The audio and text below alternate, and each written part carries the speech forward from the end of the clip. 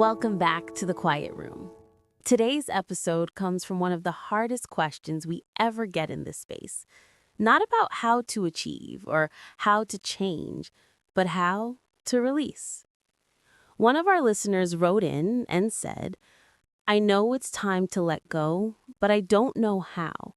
Every time I try, it feels like something inside me is dying. Leo, I think everyone has been there.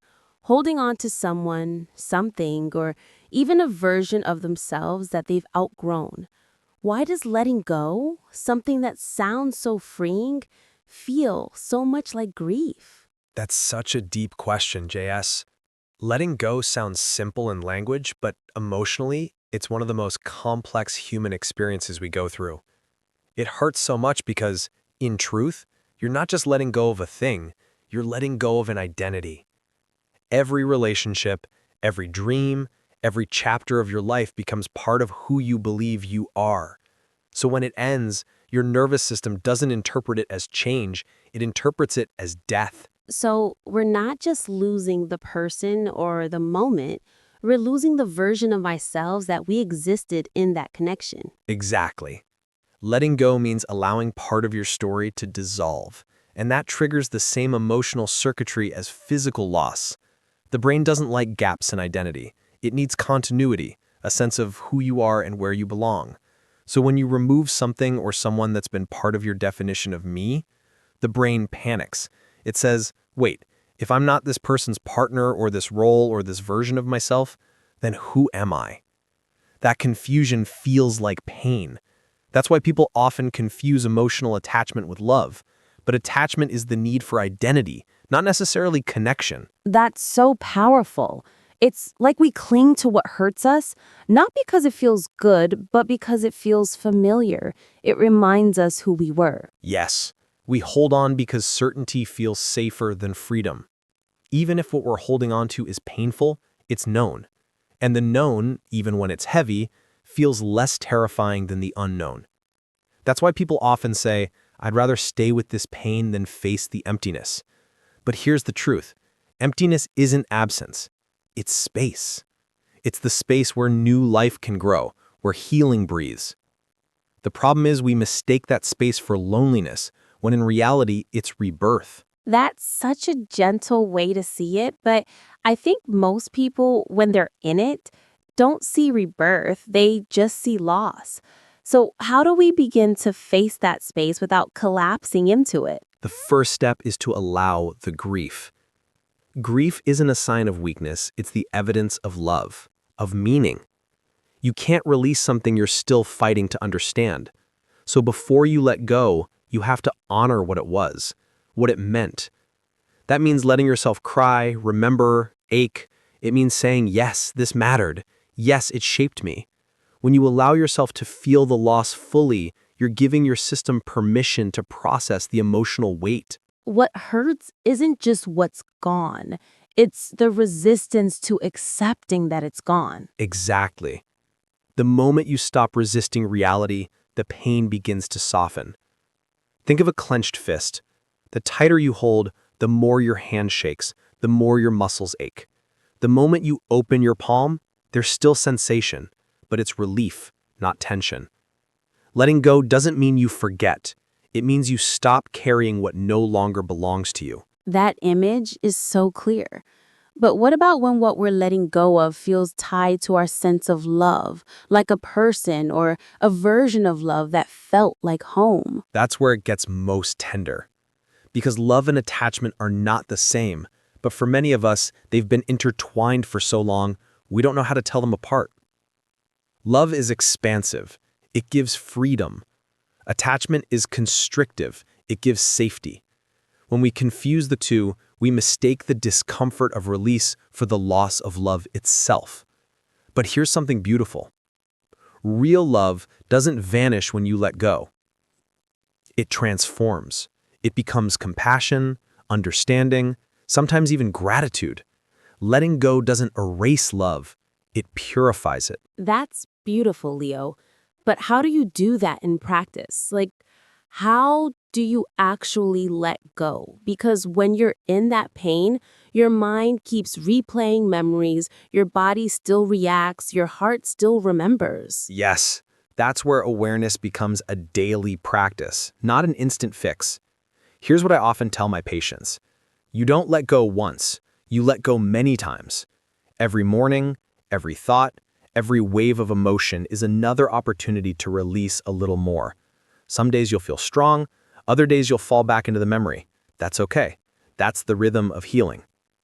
The key is to recognize the difference between remembering with pain and remembering with peace. When you start remembering without wishing to return, you know you've healed. That's such a powerful distinction. Remembering without wishing to return. It's like memory no longer owns you. Exactly. And part of that comes from changing the story you tell yourself. Often we hold on because the story is unfinished. Why did it end this way? Why didn't they love me? Why didn't I do more? But sometimes closure isn't something you receive. It's something you create. You give yourself closure by deciding, it was enough. I was enough. It taught me what it needed to teach. That's how you close the loop. Because healing isn't about rewriting the past, it's about reclaiming your power in the present. That's so true.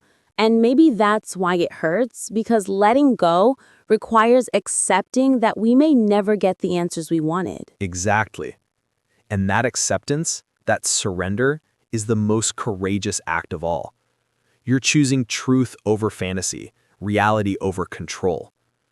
It's not weakness to grieve, it's bravery to stop chasing what's already gone.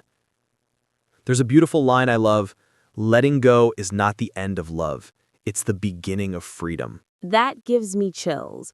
But Leo, what would you say to someone who feels like if they let go, they'll lose everything, maybe even themselves? I'd say this, you won't lose yourself, you'll meet yourself.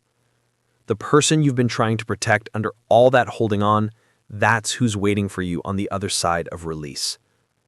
When you stop clinging, you make space to rediscover your own presence, the stillness that was drowned out by grasping. And here's what most people don't realize.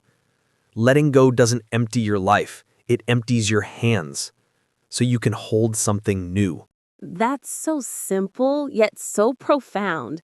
I think a lot of people imagine that letting go means forgetting, but what you're describing is much gentler. It's remembering differently. Yes, it's remembering with gratitude instead of grief. It's saying, thank you for what it was, instead of why couldn't it stay. When you reach that point, you realize that letting go isn't erasing, it's integrating. It's taking what you've learned, what you've loved, what you've lost, and carrying the wisdom, not the weight.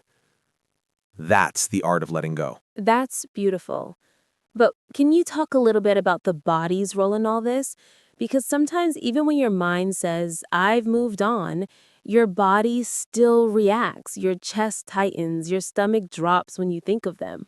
Yes, the body always keeps the score. You can't think your way out of emotional attachment. You have to feel your way through it. That means when those physical sensations arise, the tightness, the ache, instead of pushing them away, you breathe into them. You say, I feel you. You're safe now. You allow the emotion to move through you instead of looping within you. The body holds memories until it feels safe to release them. And safety comes from presence, from staying with what's here instead of escaping into what was. So it's almost like the body is the last one to let go, but also the first one to know when you're truly free. Exactly. When the body relaxes at the memory, when the nervous system no longer braces at the thought, that's when you know the healing is integrated. And that can't be rushed. It's not a race, it's a return. That's such a comforting thought. So for anyone listening right now, maybe they're crying every night, maybe they're angry, maybe they feel numb. What would you tell them? I tell them this, you're not weak for holding on. You were just trying to love something the only way you knew how, by keeping it close. But sometimes love means stepping back and saying, I release you. You don't have to rush it. You don't have to pretend you're fine. You just have to keep choosing truth over illusion, one breath at a time. Because one day, you'll wake up and the thought of that person, that season, that pain won't feel like a wound anymore. It'll feel like a chapter. And you'll smile, not because it didn't hurt, but because you made it through. That's so beautiful, Leo. Letting go isn't the end. It's the quiet in between, where we finally meet ourselves again. To everyone listening, maybe tonight sit with that thought. You don't have to rush your healing. You don't have to stop missing what's gone. Just remember, you are not what you've lost. You are what remains. And what remains is love. Not for what was, but for who you're becoming. You've been listening to The Quiet Room with JS and Dr. Leo Hart. If this conversation touched your heart, share it with someone who's still learning to release gently. And remember, letting go doesn't mean losing. It means returning to peace.